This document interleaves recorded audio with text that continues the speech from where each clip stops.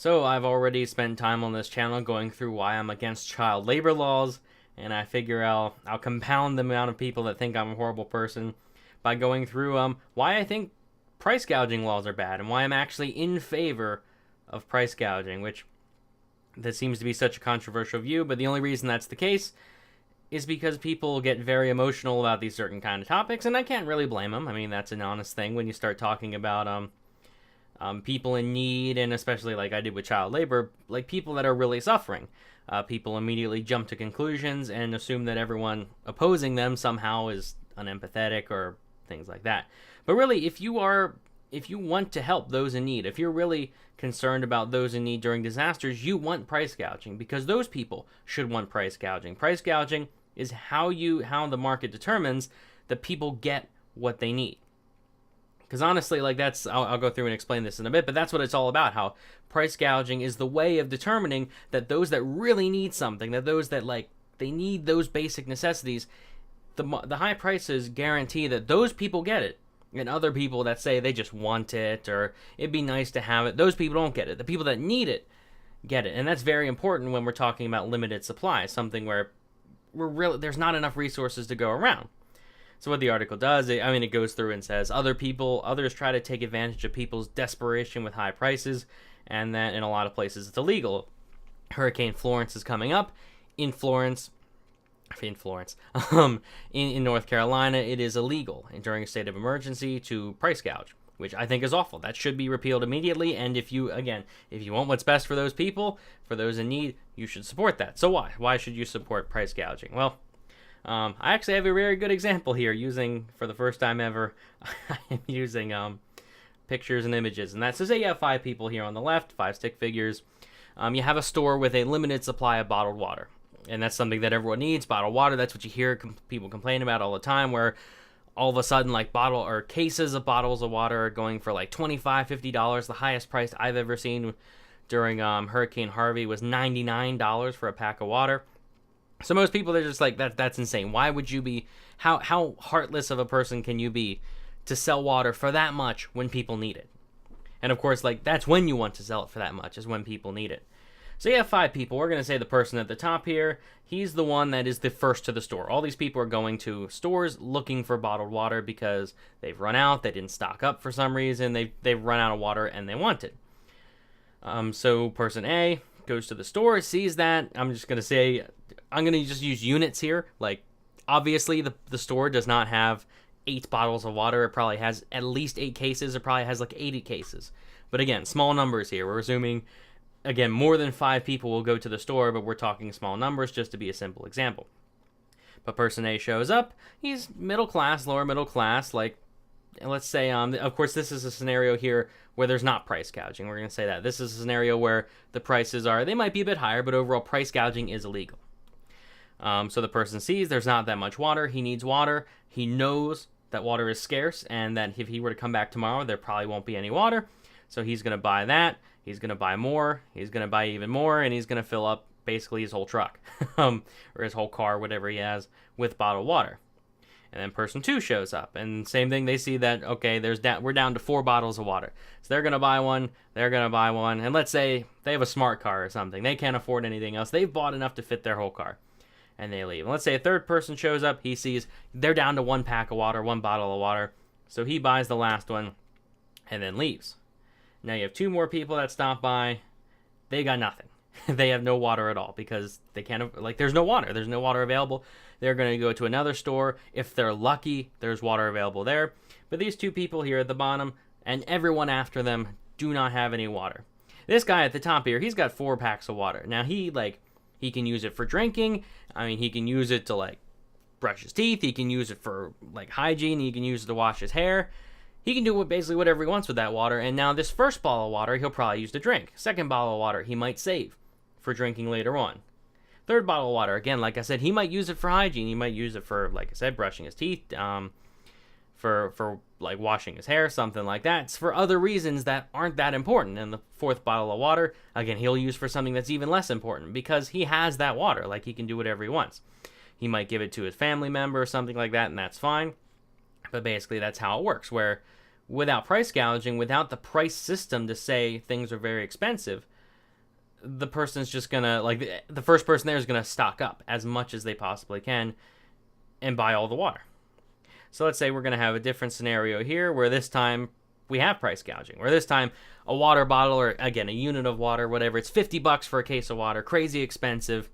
But again, $50 is not unaffordable. It's just crazy expensive, and that's the appropriate price. Like, is the business owner doing it to make a profit? Yes. Is he doing it because he lacks empathy? Not really. Like, it doesn't really matter what the business owner feels.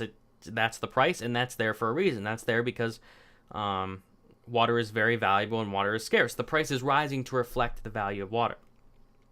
So let's say the first person here shows up. He sees that water is crazy expensive, but he also wants enough to get by. So he's going to buy one bottle of water because, again, $50 a pack. Like, I keep using packs and bottles interchangeably, but one unit of water because it's $50 or something. And that's enough to get by. He knows that he can get by with one if he's scarce. And if anything, let's say we even go forward and say he buys a second one. I don't know. If he wants, we can even give him a second one. And then the second person shows up. And he's just going to buy one. Because again, like, he doesn't have that much money. He knows he can get by with just one case of water. Let's say he's stocked up beforehand, but he realizes he's not going to have that much. He's not going to have enough. So he goes out and buys one. Now this third guy shows up. Again, might buy one. Like, let's say he stocked up. He didn't realize he had enough. Maybe he didn't really predict how bad this was going to be. He buys one. Let's say, he stocked up a bit, but some of that was damaged somehow. It got washed away. I don't know. But he lost that. Someone else shows up. Again, they're saying that he sees that the supply is starting to get low. So he'll actually buy one, and then he'll buy a second one because he saw the low supply. Let's say this last person shows up. Again, low supply. He realizes he's not going to get it, but he's not going to come back tomorrow and get more. So he buys the last of it. He buys the last of water. Now, in this scenario, this is a scenario with with price gouging. This is a scenario where the heartless, evil people are raising the prices of water, and everyone gets water. That's what happens. Everyone is getting water in this scenario. Everyone has enough to survive. They've got at least one pack, whatever unit you want to use. They're going to get by. And obviously, this would not be 5 people and 8 bottles of water. This would be 500 people with hundreds of packs of bottled water. But now they're all getting by because each of these people are buying just enough to get by. They're buying just enough. This guy, like I said in the first scenario, where he might use it to brush his teeth. He might use it for other things like that, where really, like, you don't really need it. He might use it for, like, he might just be thirsty. Like, again, if you don't have that much water and you're feeling a little thirsty, you might be like, okay, I'm going to wait. Like, I can't afford to squander this. I'm going to wait. Whereas if you have 4 packs of water, like this guy did in the beginning, he feels a little thirsty. He's like, I got plenty of water. I'm thirsty. I'll drink water. Whereas, again, in the scenario with price gouging, he's going to be a lot more careful with it. Because what's more valuable? Like, the last guy that doesn't get any water just wants water to drink. He is suffering from dehydration. He needs water to drink. Whereas the guy up top, again, like, if he has all this abundant water, he's going to use it for things that just aren't as valuable to him compared to the guy below. And this is the same thing. This works for hotels. Like, you can apply this to food. You can apply this to whatever you want. So I don't have a hotel image here, but we'll say bottle of water is a hotel. First guy has a family of 5. If hotels are cheap or normal price, he'll be like, okay, I'd like 2 hotel rooms. Like, one for the men of the family, one for the women of the family. Whereas under predatory pricing, he might say, okay, it's not that bad to fit 5 people in a hotel room. A little cramped, but it's doable. We'll do that. And what that means is that the fact that he is, like, compressing all of his family into one space means that there's now a second space that he would have normally bought, a second hotel room he would have normally bought, that's now available for other people. So instead of getting 2 rooms, he's just getting 1. Like, it's okay, big deal, he has room. And now another family comes in, they're going to have room. Whereas before they wouldn't. So that's the whole case for I keep saying predatory pricing. That's the whole case for price gouging. It's the fact that it might seem heartless, like things might seem crazy expensive. But that there's a good reason for that, and that's because people will only buy what they need. Same thing with food. Like, if food is cheap, you know what you're going to do? You're going to go out and buy, like, 3 meals a day. You're going to buy at least that. You're going to buy whatever you normally... You're going to assume that what you're eating for over the next few days would be, like, the normal level of food that you would eat. If food's cheap, you go out and just buy enough food. Buy as much as you can carry. or as much as you can store. Whereas if food is expensive, you'll be like, okay, I'm gonna have to, like, today's the day I'm going on a diet because food is really expensive. You're gonna buy enough for 1 meal a day, 2 meals a day, something like that, but you're gonna cut back, which means more food for everyone else. That's good for people. That is very good. And let's say predictions, of course, like if you see the price of something is going up, you're gonna say, okay, I should probably buy that now. Like, you know that, again, bottled water, if it starts to go up in price, you're going to be like, okay, I should buy this now instead of 4 days later when everyone's going to get it at once.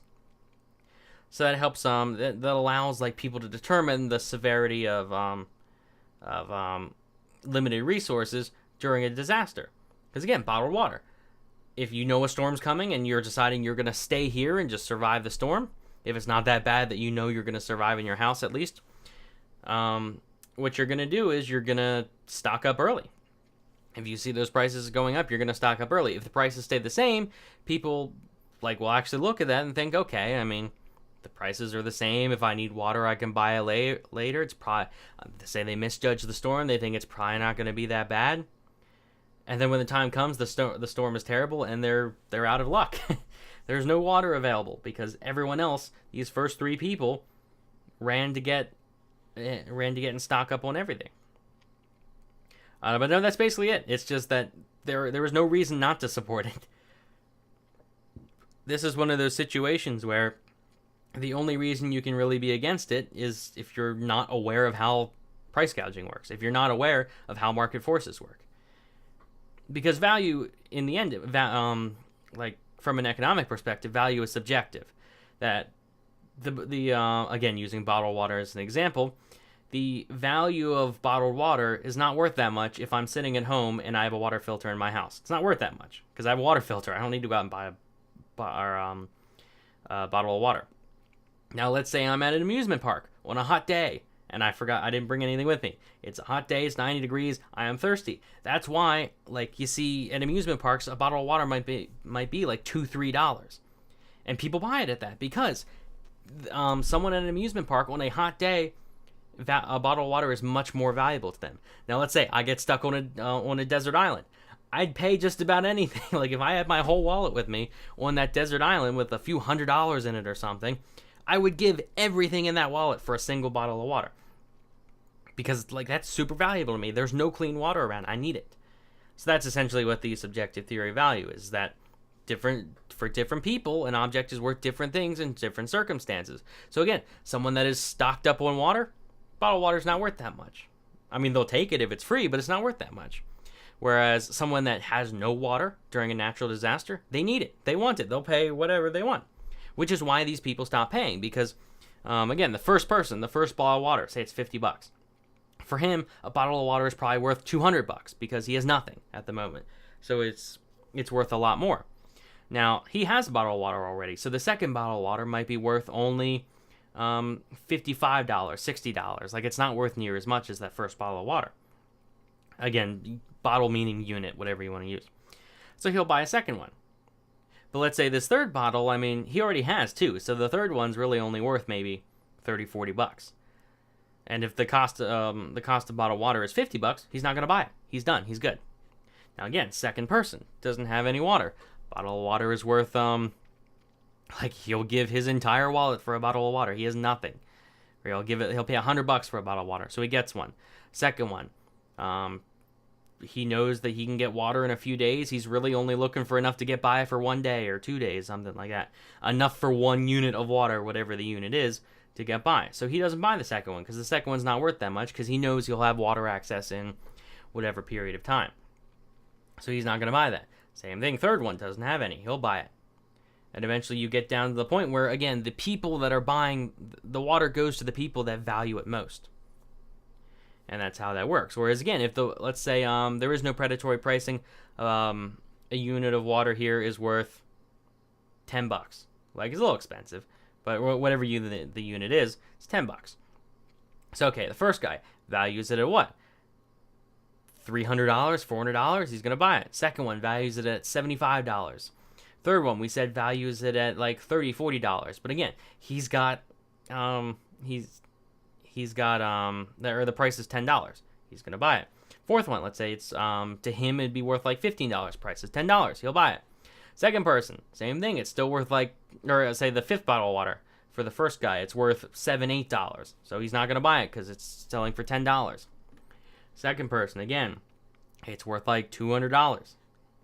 And so on, until this last person here, down at number 5 at the very bottom, for him, a bottle of water is worth $300, $200. It's worth a crazy amount because he has no water. He needs water.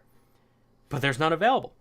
Instead, this fourth bottle of water here that was worth $30 to this second person is now worth it's going to him instead, when this guy in line that just he didn't get there in time, he would have paid hundreds of dollars for it because it is that much more valuable to them. That's how it works. Hopefully I covered this enough. I'm writing an article on it now, which will come out on Being Libertarian hopefully next week. So if you want to follow that, beinglibertarian.com, that'll come out in a week. But yeah, predatory pricing, if you're going to type in the comments here about how you think I'm wrong, if you already did, maybe you already did. If you're going to type in the comments thinking about how I'm wrong, the first thing you have to realize is, what are you talking about? If your argument consists of, yeah, but these people are selfish. Yeah, the business owners are selfish. I don't care, and I don't know why you care. Okay, the business owners are selfish, but the people are getting their water in the best way possible. It's not a dichotomy. It's not that if people are selfish, other people won't get water. That's not how that works. It's people are selfish, therefore they're raising the price of water, and that just works. It just works that other people get water. Everyone gets water in this scenario, or at least a lot more people get water. There might be some people at the end, person number 105 that got to the store might not get water under price gouging. But if we ban price gouging, he still won't get it. It's not going to be any better for him. That's why, think about how rationing works. They say, okay, you get this much. And there's not exactly a price system in rationing, but they say you get this much. And if the person says, I want more, they say, no, too bad. That's how this works. Price gouging is a rationing system that it works out for everyone. It works to where people buy only what they need. And again, if you're going to complain and you're going to say I'm wrong, tell me why this system does not get, tell me why what I just said here was wrong. If you're bringing up the motives of the businessmen, if you're bringing up the emotions of the people, if you're saying it's heartless, it's cruel, that is not an argument. That's not a defense of this. That doesn't debunk what I said. That's just an emotional case for nothing. If you have an actual reason why I'm wrong, if you have an actual case for why this is bad, and it's not just an emotional post, then sure, leave a comment below and let me know what you think. If you agree, let me know why. If you, again, disagree, let me know why. As long as it's an actual argument, I'd appreciate that. But hey, I don't delete my comments, so post whatever you want, I guess. Like the video if you enjoyed, subscribe for more. If you thought this was an interesting, informative video, share it around, send it to someone, and see what they think. Because this is an issue where right now, there are so many different price gouging laws in different areas around the U.S. and around the world, I guess. And right now, if a politician were to come out and say, you know what, I'm going to repeal price gouging laws, he will not get elected. So they just won't do it because it's not even the fault of the politician. Because again, it's political suicide to do that. It's the fault of the people going out and saying, yeah, price gouging is bad, get rid of it, because they haven't looked into this issue. And they would think that's it. They just get emotional and that's it. Or someone told them that and they never thought to really verify that really fact check and say it. They just thought, hey, this seems like bad people. If people are focused on their own self-interest, then somehow that's bad and somehow that hurts other people. But it's not a dichotomy. They're not mutually exclusive things. But again, like the video if you enjoyed, subscribe for more. It helps me out a lot. And thanks for watching.